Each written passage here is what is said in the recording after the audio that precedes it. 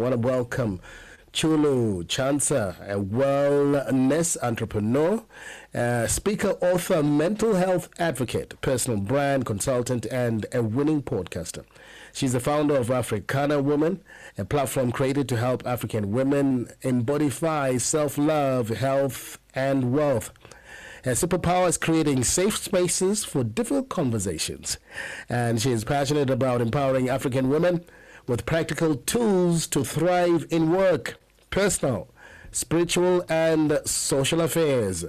Her diverse experience abroad and within Zambia inspired Africana Women, which she since put together way back in 2020 and has grown into a vibrant global community of women across countries, ages, races, creeds, backgrounds, and all kinds of challenges. She is part of a book club. She has a podcast. She's a blogger. She's an award winner. Hey, welcome to the show. How are you? I'm fine, thank you. How are you? And thank you for having me. So, Chula, I often come to Zambia. I haven't seen you. Why? You're never in Zambia. Zambia is a beautiful place. It is lovely. Yeah. Uh, when you say you haven't seen me, where are you usually found? All right, story for another day, Chulu. Okay. Welcome to the show, Chulu. You're an amazing person. African Woman exists to help African women embody self-love, health, and wealth. When did you get the inspiration to put this concept together? Yeah. I got the inspiration around 2018, well, 2019. Mm. Africana Woman is a COVID baby. Okay. Um, Mm. Yeah, but around that time, I had a burnout in my workspace, and I was quite depressed. And at the time, the way I got my help from wasn't from within Zambia. I Mm. joined a community that was based in America, and I managed to get help through that program. But I thought, wow, this program was amazing, but it's not Yeah. something that's accessible to every single person, every single African woman necessarily. So I decided I would do something for African women, that people that they can Mm. access, something that they can relate to and benefit from. So that's where it started from. You're creating safe spaces for difficult conversations. Your superpower, and you want to Mhm. build trust amongst women who are vulnerable. Is this from self experience? Yes, self-experience, definitely. I think one of the things that makes me relatable to a lot of people is that I have been through quite a number of um, heavy experiences. So I'm able Mm. to empathize and relate to people, but I'm also very willing to share my story. And I think Hmm. when I'm the first person to be able to share my story, then they feel comfortable to say, oh, okay, this is somebody that I can relate to. Yep. So traditionally, I don't know if you can relate. Most African families within the Southern African region, women used to gather together, share vulnerable stories around the fire, cooking dinner for the man. I guess this is the kind of concept you're bringing to the fore now. Somewhat, yes. Yeah, interesting. Since 2020, Africana Women has grown into a global community. What surprised you most about women that showed up in this very special and intimate space?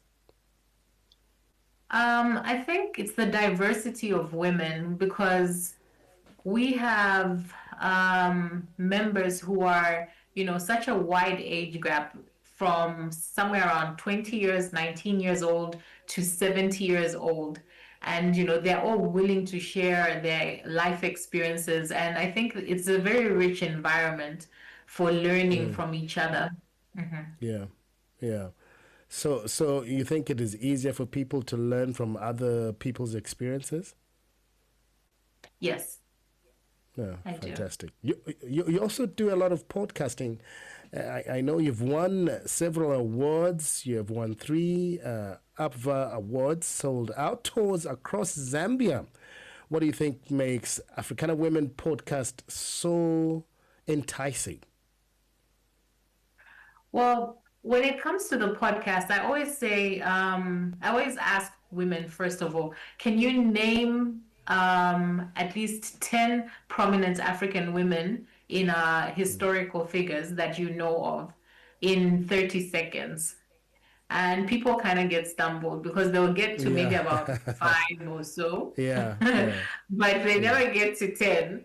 And I always say, you know what, our history is his story, literally. yeah, And yeah, we don't have enough people telling our stories as African women. So the Africana Woman podcast is there to document African women's stories.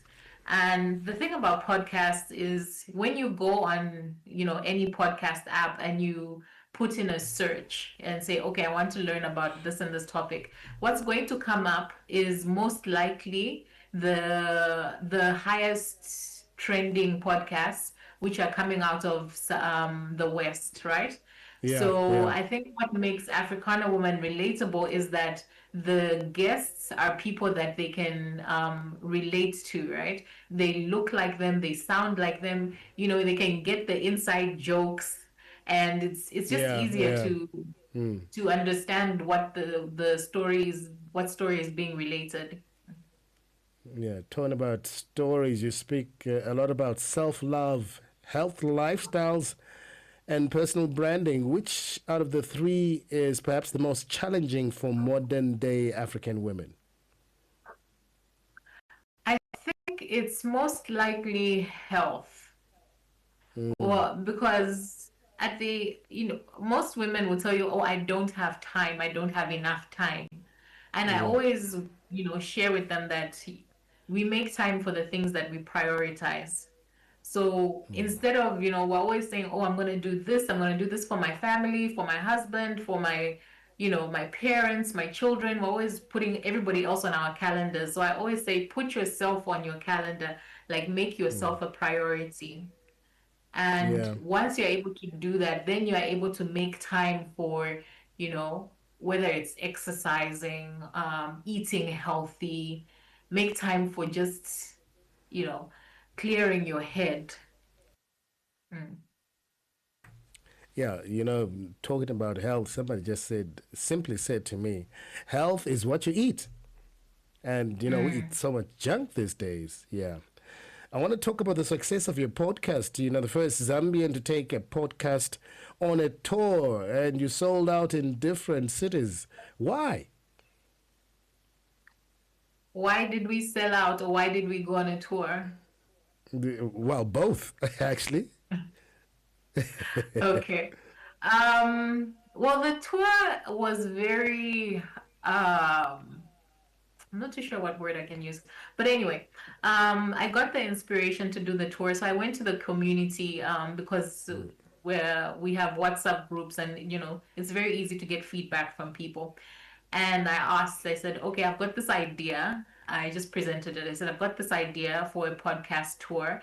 Would you Yeah, attend? And everybody was excited about it. And they said, of course. And really and truly, that podcast tour was made possible by the community because they were the ones that, reached out to the different venues and, used their networks and connections for me to book the venues, to get everything booked from the yeah, guests and everything that we needed. It really came from the community. So I think the initial excitement is what is how we managed to sell out the different cities because everybody was just excited to get into a physical space.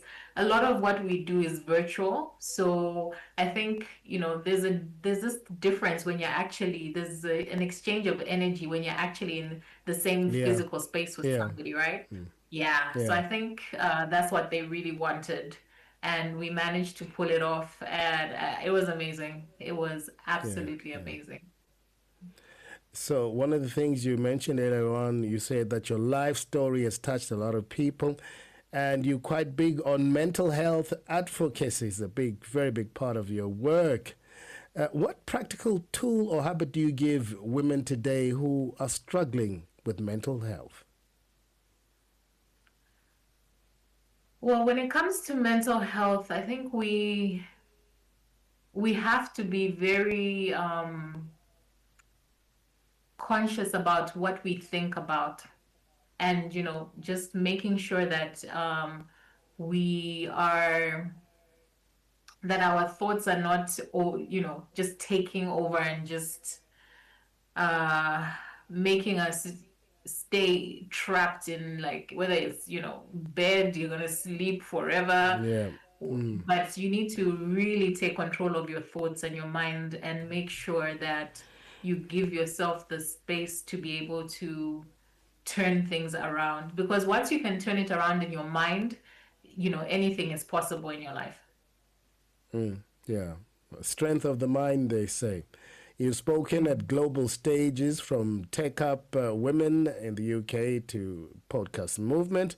How do you ensure African women's stories are presented authentically? Well, I think the it starts with me. So I show up authentically.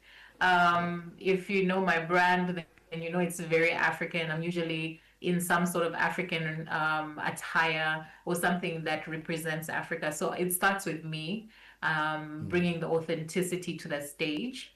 And I also believe in interactive spaces, and just giving people the opportunity to speak and not just be spoken at. I Okay. don't like whenever I do something, a speaking engagement, I don't like to just speak at people. I want people to be engaged, and I want them to talk to each other and be part of the experience. Because when you're able to participate, then it's much easier to remember what was actually said and Yeah. take something actionable from the conversation. Chulu, Africana Women, the book. Have you finished writing it? When is it coming out? Oh, yeah. When is it coming out? So I Yeah. have finished writing it. Right now, we are in the editing phase. So as soon as that's completed, then we'll be able to confirm. It was due to come out in second quarter, but we've had to push that further out. Yeah. All right. Personal branding is important. Look at you. Look at what you've done with your personal brand. What is perhaps one of the biggest mistakes women do when they're trying to build a brand? I think one of the biggest mistakes is not leaning into your uniqueness, because we look at people who have created amazing personal brands, and we want to do a copy paste, like, oh, let me just Yeah. copy what they did, then paste it, and do exactly what they did. And we don't lean into our own uniqueness, because that's what makes us stand out. What is unique about So identify what is unique about you and really lean into that. And people relate to people, right? Yeah. So when Yeah. you're able to show up authentic, because if you're going to show up as a copycat of somebody else, there's only so long that you can, Yeah. True. be acting. So when you can truly show up as yourself, then it's much more sustainable for the long run. Don't try and be Oprah Winfrey. We already have one. Yes. So you founded Exceptional Youth Zambia and now mentor African women.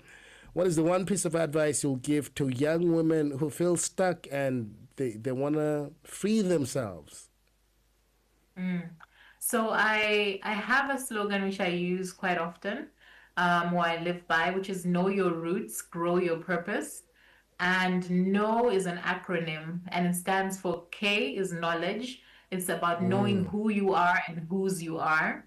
So okay. for me as a believer, it's about knowing, your God and having a relationship with God, knowing what He says about you, what He's promised about you. And then N stands for nourishment, which means be very intentional about what you're nourishing your spirit, your mind. So, whatever you listen to, whatever you consume, whatever you read, be very mindful of that. So I'll give you an example. I personally don't watch news because I feel like it's just repeating negative information, and that negative Oh yeah. information is not benefiting me, right? So I'm very, very intentional about what I allow into my spirit and into my mind. And then O stands for obedience. So again, when you have a relationship with God, you know, there are going to be times that He's going to give you instructions of what to do, but a lot of times we ignore we ignore what those instructions are. But if you're in obedience, you're going to have a much better life experience. And then finally, W is for weakness. So, as the scripture says, when you are weak, then God is strong, right? Yeah. Um, so, knowing how to, um, again, lean into who your creator is. So that's what the acronym stands for. Know your roots Yeah. and grow your purpose. Nice. I like that. Oftentimes, wellness is often treated as a luxury. In Africa, do you think Mm. it's luxury? How can ordinary people embrace, uh, wellness? I don't think it's a luxury. I think we make stories up about what wellness is. So, for example, I'll talk about health, right? In particular, I decided in around 2015, 2016, I decided to become a vegetarian.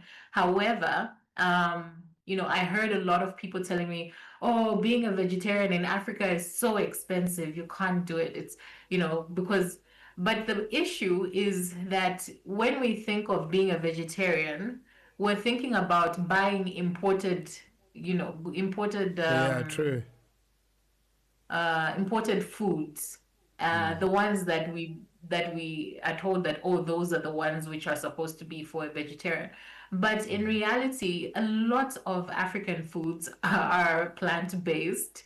So it was Yeah. very, very easy to transition into becoming a vegetarian. And I find it much, much, much cheaper.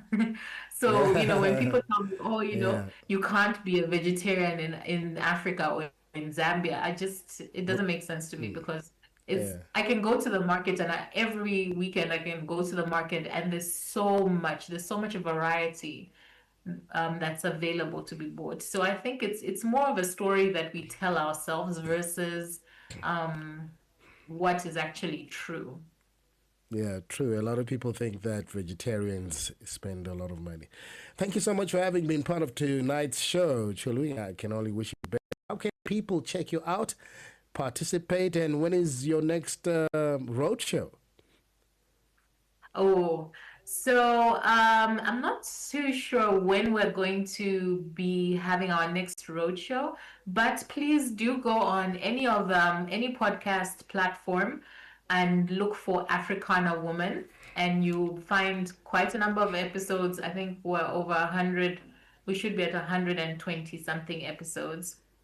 Um, and then if you want to find out more about me personally, you can find me on Instagram at Chulu_by design, or you can find me on LinkedIn, Chulu Chansa, Facebook, Chulu Chansa. Um, yes, so those are the social platforms. And then on X, we are Africana Woman. Continue doing the great job that you're doing for young women in Africa and all over the world as well. My very special guest tonight, Chulu Chansa on Soul Stage. Check her out. She's incredible. Thank you.